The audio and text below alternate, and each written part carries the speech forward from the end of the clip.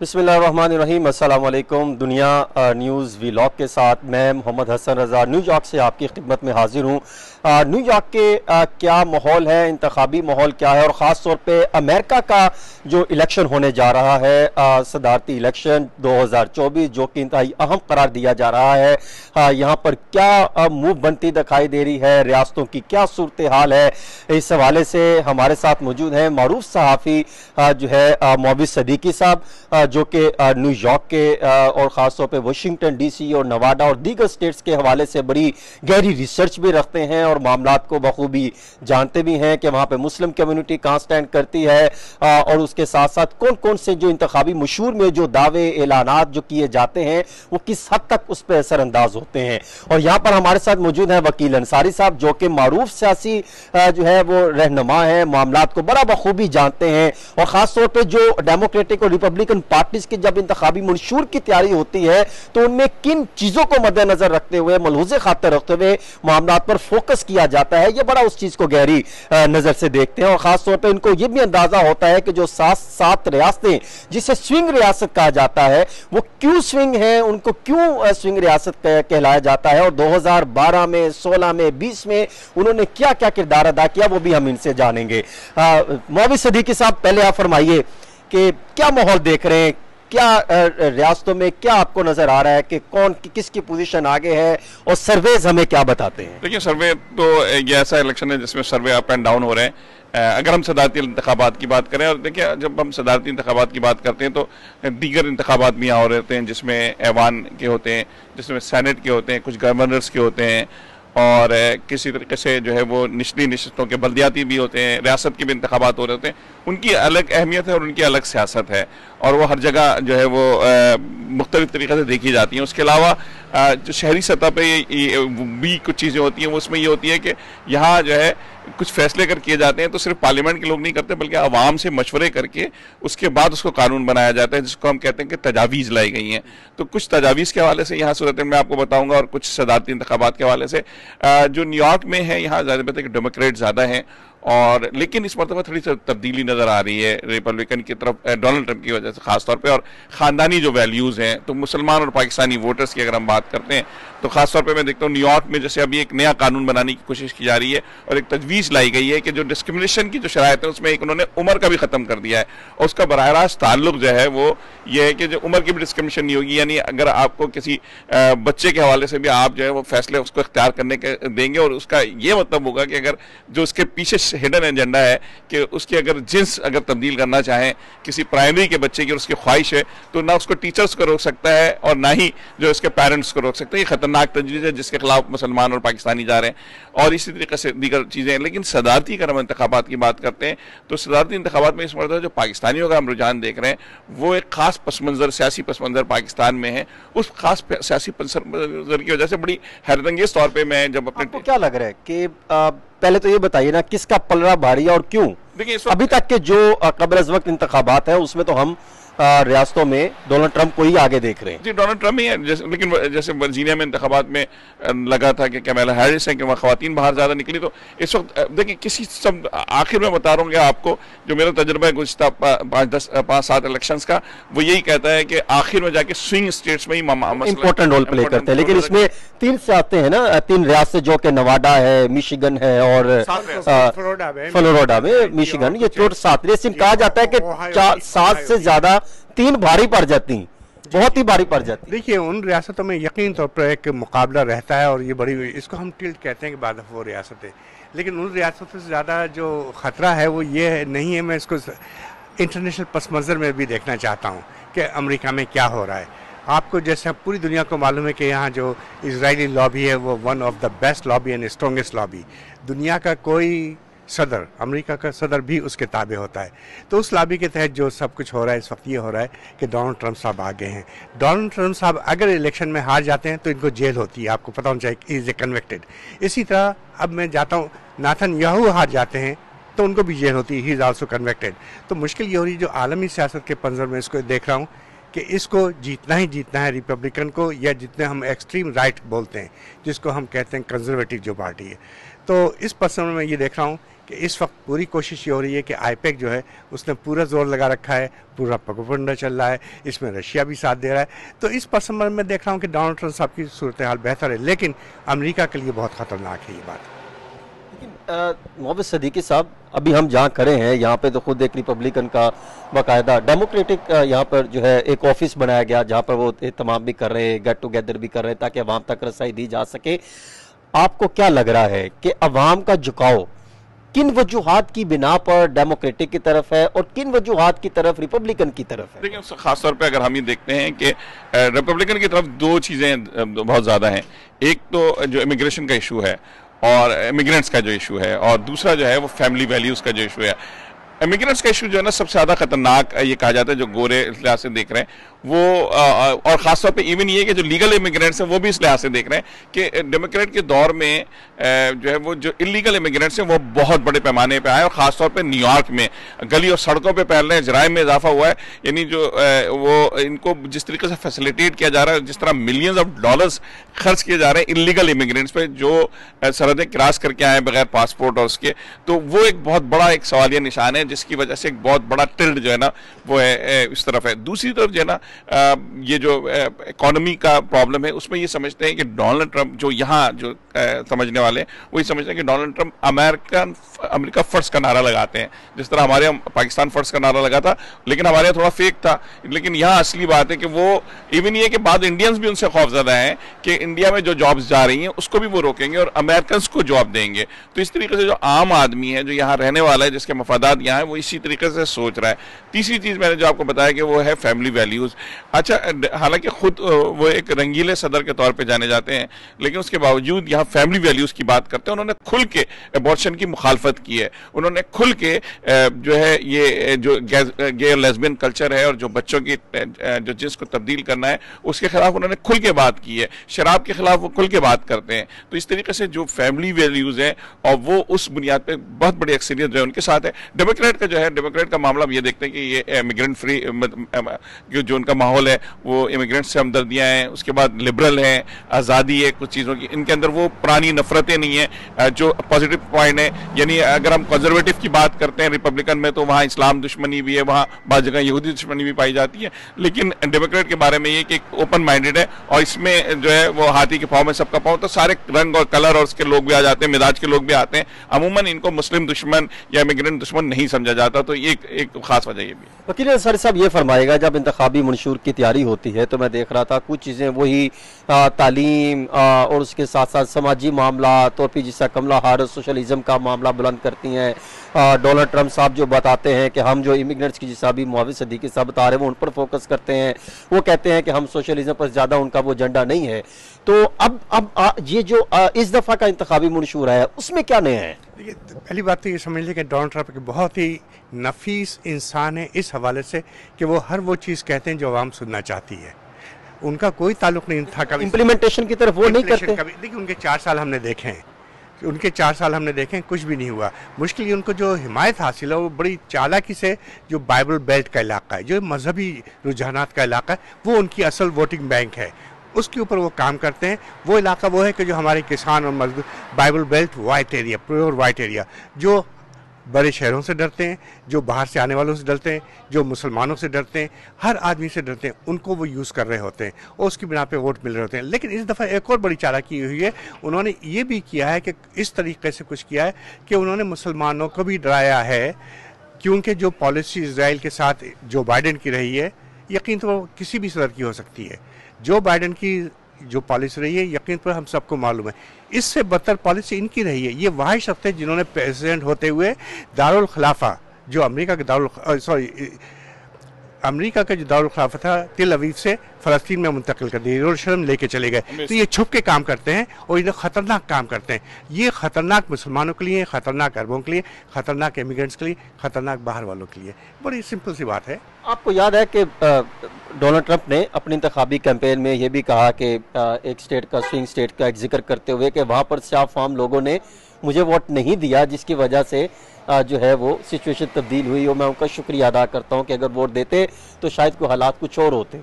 तो एक बड़ी तादाद ने वोट कास्ट नहीं किया था। अब इस दफा आप क्या देखते हैं? नहीं, इस दफा देखिए जिस तरीके से नफरत और उसकी बुनियाद पे मामला चल रहा है, उसमें यही देखा जाता है कि वो जो है अपना वोट बहुत ज्यादा कास्ट होंगे। पिछली मतलब हुए थे, बाज़ जगहों पे मायूस होकर लोगों ने नहीं दिए थे, लेकिन जो है वो पिछली मतलब जो अमेरिका की तारीख में सबसे ज्यादा वोट पड़े थे हारने वाले किसी प्रेसिडेंट को, 7 करोड़ के करीब वोट पड़े थे इनको, वो भी सबसे ज्यादा। तो वो फेमस वोट था ना, वो इलेक्टोरल वोट नहीं था। नहीं, इलेक्टोरल वोट तो बुनियादी तौर पे इलेक्टोरल वोट 2016 में भी आपको अंदाजा है कि यही हुआ था, फेमस किसी और का था और इलेक्टोरल में पड़े तो पॉपुलर वोट, पॉपुलर वोट जिसे कहते हैं हम ना। लेकिन वो पॉपुलर वोट में भी हारे थे, लेकिन वो ज्यादा वोट लेके हारे थे, फिर उन्हें जारी बात इल्जामात लगाए थे। और एक चीज हम थोड़ा सा एक फैक्टर जो 10%, 20%, 10 to 15% फैक्टर ये भी कह सकते हैं कि अभी शायद अमेरिका जो है औरत की हुक्मरानी के लिए अभी तैयार नहीं हुआ अभी तक। जिस तरीके से अगर आप ये देखें कि हिलरी क्लिंटन इससे कहीं ज़्यादा बेहतर कैंडिडेट थी, कहीं ज़्यादा पॉपुलर थी, वाइट कैंडिडेट थी और डोनाल्ड ट्रंप के मुकाबले में बहुत बेहतर थी। कमला हैरिस के मुकाबले में सियासी मैच्योरिटी ज़्यादा थी। कमला हैरिस के बारे में तो ये कहा जाता है कि उनकी वोकैबुलरी भी जो है ना वो बहुत, हालांकि वकील हैं लेकिन वो एक मखसूस जुमले इस्तेमाल करती हैं, उसके बावजूद भी जो मर्जी आप कह लें, लेकिन उन्होंने इंतखाबी मुहिम में पार्टिसिपेट करके एक दफा झटका जरूर दिया है। उनको एक दफा टफ मुकाबला करने की पोजीशन पे खड़ा करके ला के खड़ा कर दी, इसलिए कि देखिए वो उसकी वजह वो नहीं है, उसकी वजह डोनाल्ड, जिस तरह जो बाइडन और डोनाल्ड ट्रंप की जो कैंपेन चल रही थी और नजर आ रहा था कि जो बाइडन बहुत पोजीशन पीछे जा रहे हैं, फिर अचानक कमला हैरिस ने आके पोजीशन तो संभाली। नहीं देखिए उसमें भी फैक्टर ये था कि ये कोई शक नहीं है कि उन्होंने, क्योंकि फैक्टर ये था कि जो डेमोक्रेट की ख्वाहिश थी कि ये देखिए एक मजहूल शख्स थे उस वक्त एक थोड़े से एक अजीब दिमागी तौर पर एक शख्स जो गायब रहता है दिमागी। आज भी इन्होंने अपने जो है डेमोक्रेट उसके डोनाल्ड ट्रंप के वोटर्स को गार्बेज कह दिया, दिमागी तौर पे सेट नहीं थे, तो डेमोक्रेट तो किसी को भी उनके मुकाबले में लाना चाहते थे। तो कमला हैरिस ने एकदम से, इसमें कोई शक नहीं है कि वोटर्स का रुझान किधर देख रहे हैं। देखिए इस दफा बड़ी बदकिस्मती है कि यंग वोटर्स जो हैं बहुत ज्यादा कंफ्यूज हैं। आपको याद है लास्ट टाइम 55% बताया जा रहा है कि लगभग टर्नआउट देखने को वोटर्स ने दिया था। देखिए इस वक्त यंग वोटर्स को कोई फ्यूचर नजर नहीं आ रहा। बदकिस्मती हमारी ये है कि इस दफा जो कैंपेन है उस कैंपेन में जो थर्ड वर्ल्ड कंट्रीज होती है, इंडिया, पाकिस्तान, उस तरह की सियासत डोनाल्ड ट्रंप खेल रहे हैं। झूठ बोलना, ऐसा झूठ बोलना जिसका कोई जवाब नहीं है, ऐसी बात कहते हैं जिसका कोई जवाब नहीं है। तो ये थोड़ी सी वो सियासी हालत, क्योंकि मैं 40 साल से देखिए इलेक्शन में हिस्सा ले रहा हूँ। I am part of Democrat and have been part of Republican, लेकिन वो पार्टियां बदल गई, एक्सट्रीमिज्म दोनों पार्टियों में है और ये बड़ी खतरनाक बात है। या तो एक्सट्रीम है बहुत ज़्यादा लिबरल है, या बहुत ज़्यादा कंजर्वेटिव है। तो ये हमारी बदकिस्मती है। मुस्लिम कम्युनिटी कहाँ स्टैंड करती दिखाई देती है? क्या आपको ऐसे नहीं लगता कि वो मुख्तलिफ डिवीजन में तकसीम हो चुकी हैं? अरब मुस्लिम कहीं और खड़े दिखाई देते हैं, पाकिस्तानी मुस्लिम कहीं और खड़े दिखाई देते हैं। इसको भी एक खास तरीके से डिवाइड किया गया है। ये जो हमारे थर्ड पार्टी के तस्वुर लाया गया है कि मुस्लिम कम्युनिटी मुत्तहिद हो सकती है, लेकिन थर्ड पार्टी जो कर दी गई है, ग्रीन पार्टी जो कर दी है, उसकी वजह से मुसलमान वोट जो है बिल्कुल कोई उनका मतलब नहीं है। और ये एक साजिश के तहत मुसलमानों को बताया जा रहा है कि ना रिपब्लिकन वोट दो, ना डेमोक्रेट को वोट दो, तुम थर्ड पार्टी को दो। ये मतलब तो वोट जाहिर कर दो। इसमें कोई शक नहीं कि मुस्लिम कम्युनिटी तकसीम हुई है। जो इनकी एक अम्ब्रेला ऑर्गेनाइजेशन है UFMI, उसका जो एक इजलास हुआ और उसमें फैसला किया गया कि किसको वोट करना है, तो उसमें बहुत बड़ा गैप था। और अफ्रो अमेरिकन जो मुसलमान थे उन्होंने यकसा तौर पर यह बात कही है कि हम जो है ना वो यानी ज़्यादातर उनका रुझान कमला हैरिस की तरफ से था। अफ्रो अमेरिकन होने की वजह से, ब्लैक मतलब उसके जो है औरत होने की वजह से, तो उनका वोट ज़्यादा उनका था। उसके बाद फिर एक ग्रुप था अरबों का जो वो कुछ और कह रहे थे। उसके बाद एक बात यह आ गई थर्ड पार्टी, तो कोई मुत्तफ़िका फैसला नहीं कर सका है मुसलमान वोट के हवाले से, लेकिन एक बड़ी तादाद जो है ग्रीन पार्टी को दी जा रही है। इसके क्या सियासी असरात होते हैं या क्या होते हैं, देखिए कहीं ना कहीं तो अहमियत है। लेकिन इंडियन जो है उसमें चाहे वो मुसलमान है या सिख हैं या कोई भी, उनका फोकस तो सिर्फ कमला हैरिस पे दिखाई देता है। लेकिन वो लोग जो मैंने देखा है जिनके पास पैसे की एक पावर है या पोजीशन है, जिसे आप जो है वो शराफिया कहा जा सकता है यहाँ के, वो तो ज्यादा फोकस नजर आ रहा है कि शायद उनकी ज्यादा एक तादाद 100% नहीं, एक ज्यादा तादाद वो डोनाल्ड ट्रंप की तरफ मूव करते दिखाई। बुनियादी तौर पे क्योंकि जो डेमोक्रेट है ना, उनकी जो अक्सरियत है वो बुनियादी तौर पे है ये जो वेलफेयर स्टेट बनाने के हवाले से, जबकि अशरफिया को जो है ना वो बुरा लगता है कि उनके पैसों से ज़्यादा काम किया जाए। तो जब भी रिपब्लिकन आते हैं तो वो वेलफेयर बंद करते हैं, और जितने भी जो दौलतमंद हैं, जो बिजनेस हैं, इसीलिए कारोबारी बहुत खुश होते हैं उनके आने पे, जो कारोबारी जो चीज़ होगी उसको ज़्यादा तरक्की देंगे। जबकि जो डेमोक्रेट्स हैं वो उसके मुकाबले में वेलफेयर में, खाने पिलाने में लोगों को ज़्यादा अंसारी साहब के डेमोक्रेटिक थोड़े से ज़्यादा पोजीशन ले रहे हैं पैसे लगाने में इस दफ़ा, और रिपब्लिकन शायद उनकी वो उस तरह नहीं दिखाई। ये दो नजरियाती जमातें हैं, ये भूल जाइए। डेमोक्रेट जो हैं वो लिबरल हैं और ये कंजर्वेटिव हैं, मजहबी हैं, तो आप इसमें भूल जाइए। हमेशा रिपब्लिकन पार्टी ने रिच लोगों को सपोर्ट किया है जो 2% के करीब हैं। ये एक लिबरल पार्टी जो है वो आवाम की पार्टी है। तो देखिए, जो अगर मैं जो देखता हूँ इन 40 सालों के बाद बहैसियत एक पाकिस्तानी, बहैसियत एक मुसलमान, में कह सकता हूँ कि डेमोक्रेट पार्टी इस मुल्क अमेरिका के लिए बहुत अच्छी है, आवाम के लिए, आम आवाम के लिए अच्छी है। और रिपब्लिकन जो है माशाल्लाह वो एक एलीट क्लास की पार्टी है और वो करोड़पति लोगों के लिए अच्छी है। ये बता दीजिए कि बस इख्तिताम करते हैं कि इलेक्शन के बाद अगर डोनाल्ड ट्रंप जीतते हैं तो फिर पाकिस्तान और अमेरिका के ताल्लुकात कहाँ होंगे, और अगर कमला हैरिस जीतते हैं तो फिर पाकिस्तान अमेरिका रिलेशन पोजीशन कहाँ पे स्टैंड करेंगे? जो मर्जी कहें, डायरेक्ट या इनडायरेक्ट, IMF इधर है, वर्ल्ड बैंक यहाँ से जो है वो मामला कंट्रोल होते हैं, और भी बड़ी सारी चीज़ें। आप पूरे 50 साल देख लीजिए, लेकिन जो है पाकिस्तान के साथ पॉजिटिव एटीट्यूड रखते हैं। और देखिए हमारी बहुत सारी चीज़ें कॉमन भी हैं। और अगर डोनाल्ड ट्रंप आते हैं तो यकीन तो उनकी पॉलिसी वो नहीं होगी, लेकिन डेमोक्रेट अगर आते हैं तो वो पाकिस्तान के लिए यकीन पर वो इतनी अच्छी पॉलिसी नहीं रखते। जंग के मामला और फिर दूसरी तरफ गजा के हवाले से जो इसराइल की पॉलिसी या अमेरिकन लेके चल रहे हैं, तो उस पर क्या असरअंदाज होंगे? मेरा ख्याल है इलेक्शन पे तो अभी भी कहीं ना कहीं इम्पैक्ट क्रिएट कर रहे हैं। मेरा ख्याल ये है, देखिए डोनाल्ड ट्रंप ने साफ कह दिया कि they will take care of the Palestinian. इसका मतलब है उनके साहबजाद ने एक बहुत बड़ा प्लान पेश किया है कि गाज़ा को अगर खाली कर दिया जाए तो वहाँ बेहतरीन एक सयाहगाह बन सकती है जो करोड़ों डॉलर देगी इजराइल को, इजराइल की सलामती के लिए। और सुएज़ कनाल को का सब्स्टिट्यूट वहाँ पैदा किया जाएगा, वहाँ से एक नहर निकाली जाएगी। ये एक प्लान है जिस पे कि इजरायली काम कर रहे हैं। बहुत शुक्रिया अंसारी साहब। मोहम्मद सिद्दीकी साहब, आप भी ये फरमा दीजिए कि पाकिस्तान अमेरिकन रिलेशन कहाँ स्टैंड करेंगे, और फिर दूसरा यूक्रेन और गजा वाले जो मामला चल रहे हैं उसके हवाले से जो दोनों पार्टीज अपने अपने मौक़िफ़ सामने रखें। देखिए, जो डोनाल्ड ट्रंप की अब तक की जो सबसे अच्छी बात है वो ये कि उनके दौर में किसी भी मुसलमान मुल्क पे कोई एक गोली नहीं चली, और उन्होंने नई कहीं भी नई वो मतलब इंक्रोचमेंट हुई।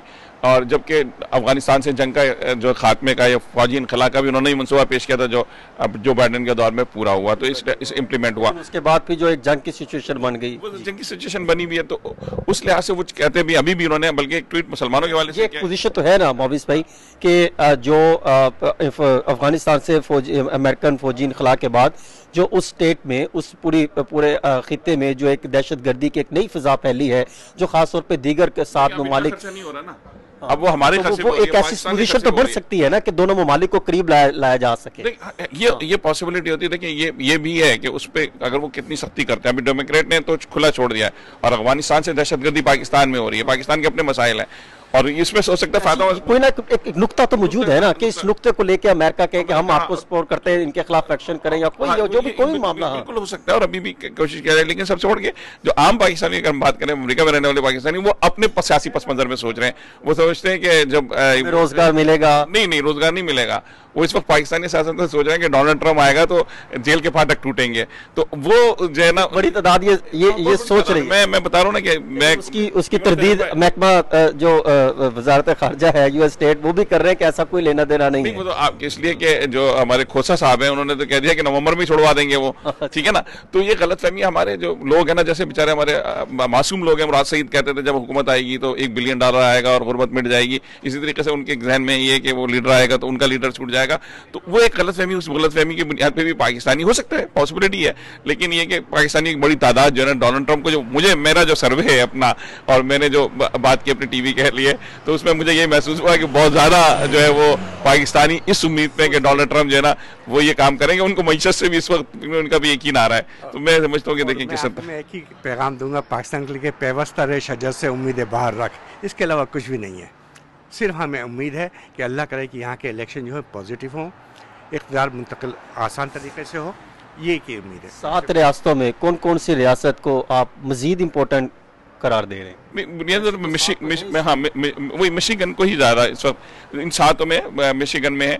अच्छा, कहीं भी असल में हो तक अब तक जो सबसे ज्यादा स्विप किया था तो रेगन ने किया था, वो तमाम इवन वो न्यूयॉर्क से भी जीते थे, उस तरह के तो मामला नहीं होंगे। और पॉसिबिलिटी है कि कोई ऐसा जो रुझान नजर आ रहा है। फर्स्ट टाइम वो खड़े हुए थे तो उनकी पार्टी के ख्यालात ये थे कि शायद इनकी जगह बुश आ जाएगा। अच्छा, सरप्राइज मामला ये है कि सिर्फ वो सरप्राइज हो सकता है कि जिस तरीके से वो जो अपना आप ये समझ लें कि जो नजर आ रहा है जो रुझान, क्योंकि यहाँ इस वक्त सियासत जो है, अमेरिका में सियासत जो है ना, नफरत या मोहब्बत की बुनियाद पे हो रही है, और वो शख्स है डोनाल्ड ट्रंप। तो न्यूयॉर्क में इतना बड़ा एक उसका इज्तिमा हुआ है मैडिसन स्क्वायर गार्डन पे, पॉसिबिलिटी हो सकती है कि एकदम अचानक ही जो है ना सुबह लोगों के एक नई चीज हो कि कई ऐसी स्टेट से जहां से नहीं जीत सकते वहां से जीता। अगर कोई जीता, सरप्राइज दिया ना, वो यानी रिपब्लिकन को डेमोक्रेट पार्टी डेमोक्रेट नहीं बनेगी, जो रिपब्लिकन स्टेट्स है वो रिपब्लिकन रहेंगी, लेकिन हो सकता है डेमोक्रेट स्टेट जो है ना कोई रिपब्लिकन बन जाए, रिपब्लिकन जीत जाए वहां से डोनाल्ड ट्रंप की मोहब्बत। सबके लिए इंतजार करना होगा 5 नवंबर का। बहुत शुक्रिया जी, अल्लाह हाफिज।